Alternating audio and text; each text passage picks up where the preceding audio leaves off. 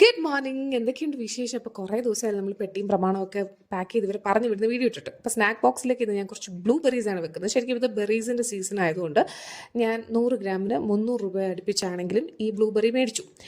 ശരിക്കും ഞാൻ കടുങ്ക ചെയ്യുമെന്ന് വെച്ചാൽ ചെയ്യില്ല കേട്ടോ. പുളിഞ്ചിക്ക പോലെയുണ്ട്. ഈ സ്ട്രോബെറി ബ്ലൂബെറി ഒക്കെ നമ്മുടെ സങ്കല്പത്തിലൊരു ടേസ്റ്റ് ഉണ്ടല്ലോ നമുക്ക്, അങ്ങനെ വെക്കുന്നതാണ് നല്ലത്. ശരിക്കും മേടിച്ച് കഴിച്ചു പോരുത് കേട്ടോ, ഭയങ്കര ബോറാണ്. പിന്നെ കുറച്ച് കാഷ്നട്ട്സും ടൈഗർ ബിസ്ക്കറ്റും ഒക്കെ നമ്മുടെ ടൈഗർ ബേബീനെ പറഞ്ഞു വിട്ടു.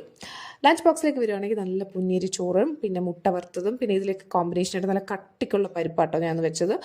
നമ്മുടെ മത്തങ്ങയും തക്കാളിയൊക്കെ കുറച്ച് ഇട്ടിട്ട് നല്ല കട്ടിക്കുള്ള പരിപ്പ് വെച്ചു.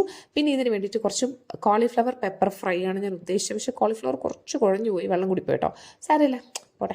പിന്നെ നമ്മുടെ വീടിൻ്റെ എക്കാലത്തെയും ഐശ്വര്യമായ കാജു കട്ട്ലി ഇന്ന് ഞാൻ ഇറക്കിയിരിക്കുകയാണ് ഗൈസ്. ഇത് എപ്പോഴും സ്റ്റോക്ക് ഉണ്ട് ഇവിടെ. പിന്നെ ഇടക്കാല ആശ്വാസത്തിനായിട്ട് ഞാനൊരു ഓറഞ്ച് വെക്കുന്നുണ്ട്.